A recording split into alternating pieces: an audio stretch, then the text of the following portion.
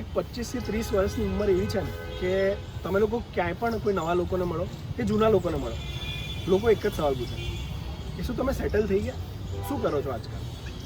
હવે સેટલ થવાની ડેફિનેશન પણ બહુ અલગ છે. ઘણા લોકો માટે 9 થી 6 કામ કરીને ફેમિલી સાથે પાછા આવીને ડિનર કરીને ટીવી જોવું એ સેટલ થયું કહેવાય. ઘણા લોકો માટે પૈસા કમાવું સેટલ થયું કહેવાય.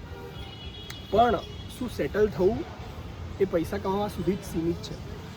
શું અંદરની ખુશી જ્યારે મળે ત્યારે તમે સેટલ થો? સેટલ થવું એટલે શું? ખુશી અને સંતોષ મળવો. ઘણા લોકો બહુ જ બધા પૈસા કમાયા સિવાય પણ સંતોષ નથી મેળવી શકતા. ઘણા લોકો કંઈ જ ના કમાયા વગર પણ સંતોષ મેળવી શકે છે. યુઝ્યુઅલી ઘણા લોકો પોતાના જીવનમાં 80%થી વધારે લોકો પોતાના જીવનમાં પોતાના જે રિયલ શોખ હોય એ હોઈ શકે sports, art, singing, dance, painting, કંઈ પણ, એ બધા જ મારીને સેટલ થતા હોય છે. એક બહુ જ ફેમસ બિલિયનરે એમના પોડકાસ્ટમાં એવું કીધું હતું કે મેં મારી લાઈફમાં બહુ જ ફાસ્ટ ગાડીઓ ચલાવી, બહુ જ મોંઘી ગાડીઓ ચલાવી, યોટ પણ ચલાવી, પણ એ બધાથી મને બહુ જ ક્ષણિક સુખ મળ્યું, બહુ જ ક્ષણિક પ્રસન્નતા મળી.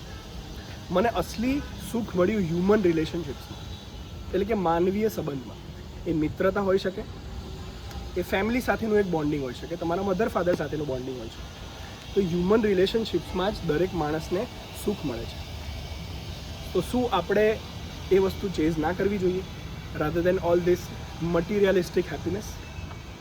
That's my topic.